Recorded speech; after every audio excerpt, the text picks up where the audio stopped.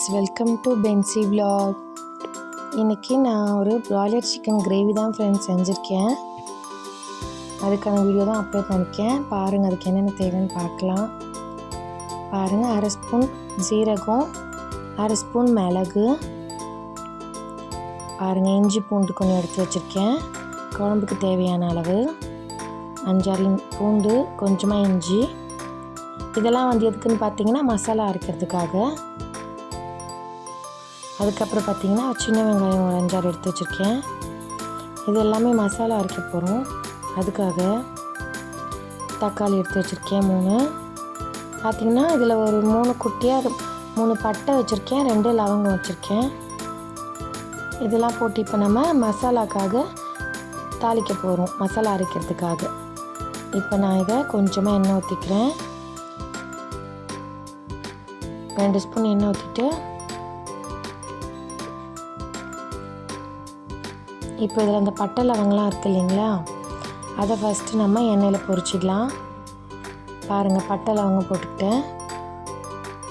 கொஞ்சமாக போடணும் ஃப்ரெண்ட்ஸ், நிறையாவும் போட்டிங்கன்னா ரொம்ப ஸ்மெல் வரும். லைட்டாக தான் போட்டிருக்கேன் பாருங்கள். அதுக்கப்புறம் பார்த்திங்கன்னா மிளகு சீரகத்தையும் போட்டு அதில் பொரிச்சிடுறேன் எண்ணெயில். அதுக்கப்புறம் பார்த்திங்கன்னா இஞ்சி பூண்டு போட்டு அந்த எண்ணெயில் நல்லா வதக்கிடலாம். கொஞ்சம் நல்லா வதக்கலாம் ஃப்ரெண்ட்ஸ், இதுதான் கொஞ்சம் நல்லாயிருக்கும்.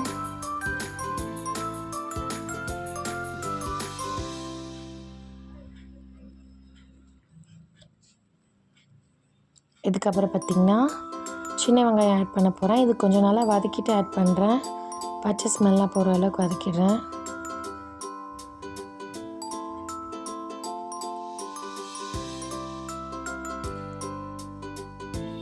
இப்போ இதில் சின்ன வெங்காயம் ஆட் பண்ணுறேன்.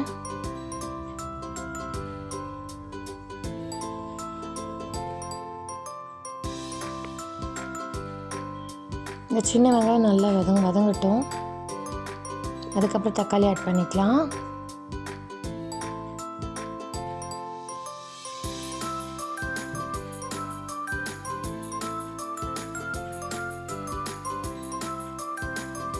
பாருங்கள் ஃப்ரெண்ட்ஸ், வெங்காயம் நல்லா வதங்கிருச்சு.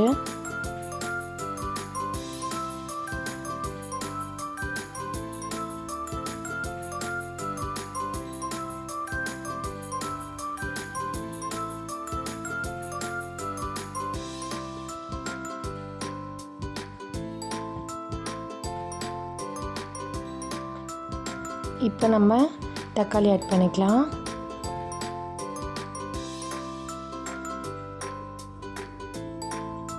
தக்காளி ஆட் பண்ணிவிட்டு நல்லா வதக்கி விட்டுக்கிறேன்.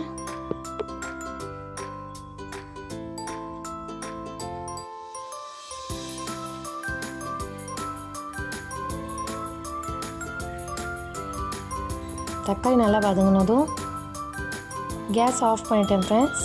ஆஃப் பண்ணிவிட்டு அப்புறமா 1 ஸ்பூன் மிளகாத்தூள் அதில் போட்டு மிக்ஸ் பண்ணிக்கிறேன். இது எல்லாமே அரைக்கிறதுக்கு தான் ஃப்ரெண்ட்ஸ், மசாலா அரைக்கிறதுக்கு தான், குழம்புக்கு நம்ம போட போகிற மசாலா இது. இப்போ அந்த 1 ஸ்பூன் மிளகாய் தூளை நான் அதில் நல்லா மிக்ஸ் பண்ணிக்கிட்டேன்.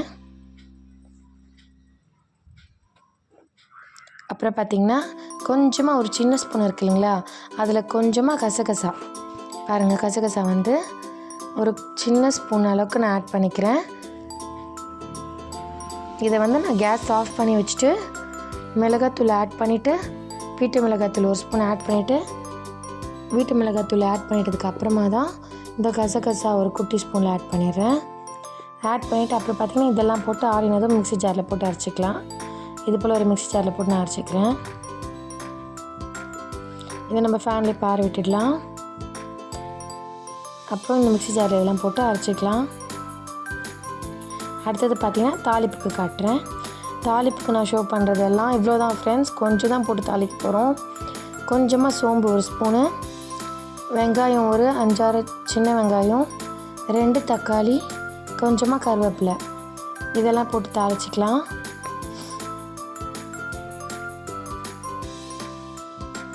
இது எல்லாமே தாளிக்கிறதுக்கு தான் ஃப்ரெண்ட்ஸ். பாருங்கள், சோம்பு இவ்வளோண்டா எடுத்து வச்சுருக்கேன், கருவேப்பிலை, சின்ன வெங்காயம், தக்காளி, இதெல்லாம் நம்ம கட் பண்ணி வச்சுக்கலாம். நல்லா பொடிசாக தாளிக்கிறதுக்காக கட் பண்ணி வச்சுக்கிறோம். இப்போ மசாலா ஆறிடுச்சு ஃப்ரெண்ட்ஸ். இப்போ இதை மிக்ஸி ஜாரில் போட்டு அரைச்சி எடுத்து வச்சுக்கலாம். பாருங்கள், இப்போ நான் மிக்ஸி ஜாரில் எடுத்து இதை அரைச்சி எடுத்து வச்சுக்கிறேன். பாருங்கள் ஃப்ரெண்ட்ஸ், இப்படி தான் அரைச்சிருக்கேன் நான். ரொம்ப நைஸாக அரைச்சிடாதீங்க. இந்த அளவு கறிங்க கொஞ்சமாவது கொரகரப்பு தன்மை இருக்கட்டும். அவ்வளோதான் ஃப்ரெண்ட்ஸ். இப்போ குழம்பு தாளிக்கலாம் வாங்க.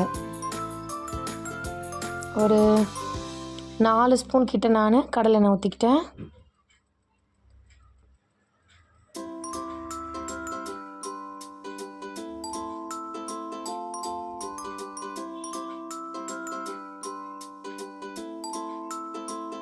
இப்போ அந்த கடலை எண்ணெயில் சூடானதும் கொஞ்சமாக தாளிக்கு எடுத்து வச்சுருந்தேன் இல்லைங்களா, அந்த சோம்பு ஆட் பண்ணிக்கலாம். பாருங்கள், எண்ணெய் நல்லா சூடாயிருச்சு. இப்போ இதில் சோம்பு ஆட் பண்ணிக்கலாம்.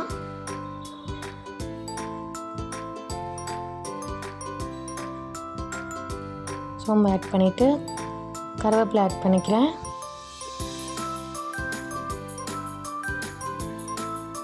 இதுக்கப்புறம் பார்த்திங்கன்னா நம்ம சின்ன வெங்காயம் கட் பண்ணி வச்சுருக்கேன் பொடிசாக, அதை ஆட் பண்ணிக்கிறேன்.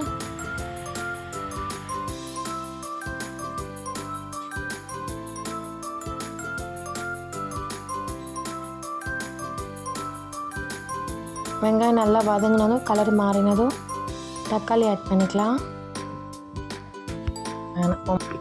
இப்போ இந்த வெங்காயம் நல்லா வதங்கினதும் தக்காளி ஆட் பண்ணிக்கலாம். பாருங்கள், தக்காளி ஆட் பண்ணிக்கிட்டேன். இந்த தக்காளி நல்லா வதங்கினதுக்கு அப்புறமா நம்ம கறி ஆட் பண்ணிக்கலாம் ஃப்ரெண்ட்ஸ். தக்காளி நல்லா வதங்கினதுக்கு அப்புறமா தான் நான் இந்த சிக்கன் ஆட் பண்ணுறேன்.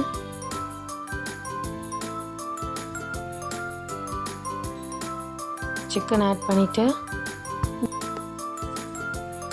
இந்த சிக்கன் அதில் ஆட் பண்ணிவிட்டு சிக்கனும் நல்லா வதக்கி விட்டுக்கிறேன். சிக்கன் எப்பவுமே எண்ணெயில் நல்லா வதக்கணும் ஃப்ரெண்ட்ஸ். நம்ம அதில் இருக்க தண்ணியோடு நம்ம செஞ்சோன்னா அந்த கவுச்ச ஸ்மெல் இருந்துக்கிட்டே இருக்கும். அதுக்காக இதை நம்ம நல்லா வதக்கி விட்டுக்கலாம். பாருங்கள், எண்ணெயில் நான் நல்லா வதக்கிடுறேன். எப்போவுமே சிக்கனை நல்லா வதக்கணும் ஃப்ரெண்ட்ஸ். எண்ணெயில் நம்ம அப்படியே சிக்கன் அப்படியே எடுத்து போட்டுட்டு அப்படியே மிளகாத்தூள் மற்ற மசாலாலாம் போடக்கூடாது. அதை நல்லா வதக்கி அந்த தண்ணியெல்லாம் சுண்டிட்டதுக்கு அப்புறமா தான் நம்ம அரைச்சி வச்சுருக்க மசாலா ஆட் பண்ணுறேன். பாருங்கள், தண்ணி சுண்டினதுக்கு அப்புறமா தான் ஆட் பண்ணணும். இல்லைன்னா சிக்கனில் அந்த பச்சை ஸ்மெல் வரும். கொஞ்சம் கவிச்சே இருக்கும். இந்த கவிச்சி இல்லாமல் இருக்கிறதுக்கு அந்த தண்ணி நல்லா சுண்டினதுக்கு அப்புறமா தான் நம்ம மசாலா போடணும். அதாவது தண்ணி நல்லா சுண்டி கறி எண்ணெயில் நல்லா வதங்கணும். வதங்கினதுக்கப்புறம் அந்த ஸ்மெல்லெல்லாம் போகும், கவிச்ச ஸ்மெல்லாம். இப்போ நான் அதுக்கப்புறமா மசாலா ஆட் பண்ணிக்கிறேன். அரிசி மசாலா ஆட் பண்ணிக்கிறேன். பாருங்கள்,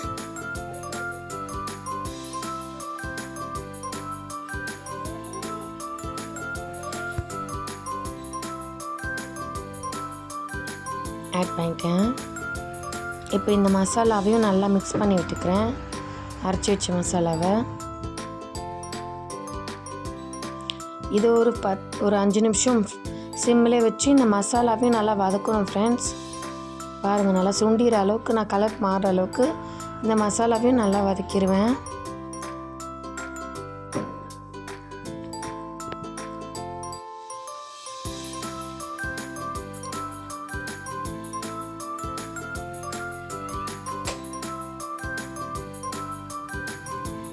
பாருங்கள், நல்லா கொதிச்சிட்ருக்கு. அந்த மசாலா எண்ணெயிலே நல்லா கொதிச்சிட்ருக்கு. அப்புறமா தான் நான் மிளகாத்தூள் 2 ஸ்பூன் ஆட் பண்ணுறேன். மசாலா பாருங்கள் நல்லா கொதிச்சு கலர்லாம் மாறிடுச்சு. அப்புறமா அந்த 2 ஸ்பூன் மிளகாத்தூள் ஆட் பண்ணுறேன். வீட்டு மிளகாத்தூள் ஆட் பண்ணுறேன் ஃப்ரெண்ட்ஸ். வீட்டு மிளகாத்தூள் இல்லாதவங்க 2 ஸ்பூன் மிளகாய்த்தூள் 1 ஸ்பூன் மல்லித்தூள் ஆட் பண்ணிக்கோங்க. அதாவது 2 ஸ்பூன் தனி மிளகாய்த்தூள் 1 ஸ்பூன் மல்லித்தூள் ஆட் பண்ணிக்கோங்க, சரியாக இருக்கும். நான் இப்போ வீட்டு மிளகாய்த்தூள் ஆட் பண்ணி நல்லா மிக்ஸ் பண்ணி விட்டுக்கிறேன். இப்போ அதே ஜாரில் மசாலா அரைச்சி ஜாரில் தண்ணி ஊற்றி நான் அதை மிக்ஸ் பண்ணி ஊற்றிக்கிறேன் ஃப்ரெண்ட்ஸ். இப்போ இந்த மிளகாய்த்தூளும் நல்லா நான் எண்ணெயில் வதங்க விடுறேன். பாருங்கள், கொதிக்குது பாருங்கள். இந்தளவுக்கு வதங்க விடணும். அப்புறமா தான் நான் தண்ணி ஆட் பண்ணுறேன். தண்ணி பார்த்திங்கன்னா நீங்கள் கிரேவி வேணும்னா கொஞ்சமாகவே ஆட் பண்ணிக்கோங்க. நான் இப்போ ஊற்றிருக்கேன் இல்லைங்களா, இந்த அளவுக்கு போதும். கண்டிப்பாக அடி பிடிக்காது. நீங்கள் சிம்மிலே வச்சு 3 விசில் விட்டுருங்க, கண்டிப்பாக அடி பிடிக்காது. இதே உங்களுக்கு குழம்பு நிறைய வேணும் அப்படின்னா இன்னும் ஒரு 2 கிளாஸ் கூட தண்ணி ஊற்றிக்கோங்க. பாருங்கள், தண்ணி ஊற்றுறேன் பாருங்கள். திரும்ப தண்ணி ஊற்றி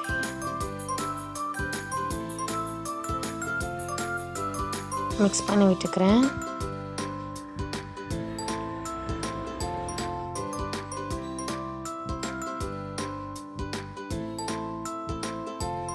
இப்போ தேவையான உப்பு போட்டுக்கலாம்.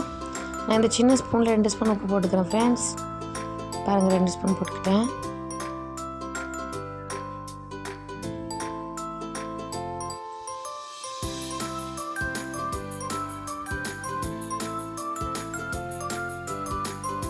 நல்லா மிக்ஸ் பண்ணி விட்டுட்டு குக்கரை மூடி வச்சுக்கலாம்.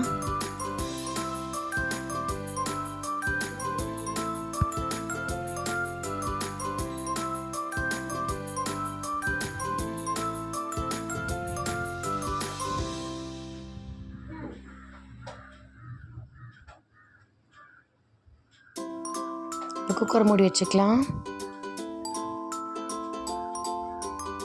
குக்கரை மூடி வச்சுட்டு இது பாருங்கள், மேலே இப்படி புகை வந்ததுக்கு அப்புறமா தான் நான் வெயிட்டு போடுறேன். எப்போவுமே ஃப்ரெண்ட்ஸ் நிறைய பேர் பண்ணுற தப்பு அதுதான், வெயிட்டோடு மூடி வச்சுருக்காங்க. நானே பார்த்துருக்கேன். அது போல் பண்ணக்கூடாது ஃப்ரெண்ட்ஸ். எப்போவுமே இது போல் எதுனா அதில் அடிச்சிட்டு இருந்தாலும் வந்துடும். அந்த புகை வந்ததுக்கப்புறமா தான் நம்ம வெயிட்ரே போடணும். பாருங்கள், வந்ததுக்கப்புறமா நான் வெயிட்ரு போடுறேன். நிறைய பேர் பார்த்துருக்கேன், அதில் கூட சோம்பேறித்தனம் அப்படியே மூடிடுறாங்க குக்கரை. அப்படியெல்லாம் பண்ணக்கூடாது ஃப்ரெண்ட்ஸ். அந்த வெயிட் எப்போயுமே புகை வந்ததுக்கு அப்புறமா தான் போடணும். புகை வந்துட்டு இந்த குக்கரில் எப்படின்னா பக்கத்தில் ஒரு ஸ்க்ரூ மாதிரி இருக்கும். அது உங்களுக்கு நான் கடைசியாக திறக்கும் போது காட்டுறேன் பாருங்கள். அந்த ஸ்க்ரூ வந்து மேலே வந்துடும். அந்த ஸ்க்ரூ மேலே வந்த உடனே அந்த புகவும் வந்ததுக்கு அப்புறமா தான் வெயிட்ரு ஆட் பண்ணுறேன். வெயிட் ஆட் பண்ணிவிட்டு பாருங்கள், இப்போ விசில் வந்துட்டுருக்கு. 3 விசில் விடுறேன் ஃப்ரெண்ட்ஸ். இதுவே நாட்டுக்கோழியாக இருந்தால் கண்டிப்பாக 6 விசில் விடுவேன். இது ப்ராய்லர் சிக்கனுன்றதுனால 3 விசில் விட்டு நான் எடுத்துட்டேன். பாருங்கள், இந்த பக்கத்தில் ஸ்க்ரூ வந்து அது இறங்கிருச்சு பாருங்கள். அதாவது வெயிட்ரு போடுறதுக்கு முன்னாடி அது மேலே வந்துடும். இப்போ அந்த ஸ்க்ரூ கீழே போயிடுச்சு. 3 விசில் விட்டுட்டு அது ஒரு 5 மினிட்ஸ்க்கு அப்புறமா தான் ப்ரெஷர் இறங்குச்சு. அதுக்கப்புறமா தான் நான் இதை வந்து திறந்துட்டேன் பாருங்கள். குழம்பு ரெடி ஆகிடுச்சு ஃப்ரெண்ட்ஸ். குழம்பு ரெடி ஆகிடுச்சு. இப்போ இதில் கொத்தமல்லி ஆட் பண்ணிக்கலாம். கொத்தமல்லி வந்து நான் வாஷ் பண்ணி எடுத்து வச்சு பொடிசாக நறுக்கி வச்சுருக்கேன். ஏன்னா பிள்ளைங்க இதையும் ஒதுக்கி தான் வைப்பாங்க கண்டிப்பாக, அது பெருசாக இருந்ததுன்னா. அது நல்லா பொடிசாக அரைஞ்சி வச்சுருக்கேன் பாருங்கள். அதை நான் மிக்ஸ் பண்ணிக்கிறேன்.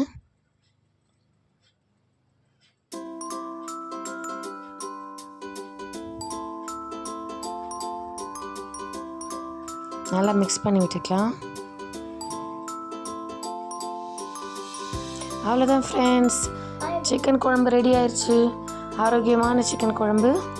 கண்டிப்பாக இதே போல் நீங்கள் ட்ரை பண்ணி பாருங்கள். இஞ்சி பூண்டு இதே போல் ஆட் பண்ணிட்டு மிளகெல்லாம் அரைச்சி இதே போல் செய்யுங்க. கண்டிப்பாக சளி இருந்தால் கூட முறிஞ்சிரும். ரொம்பவே நல்லது உடம்புக்கு இது போல் நம்ம சமைச்சு சாப்பிடும்போது. ஓகே ஃப்ரெண்ட்ஸ், வாங்க சாப்பிடலாம். Bye friends.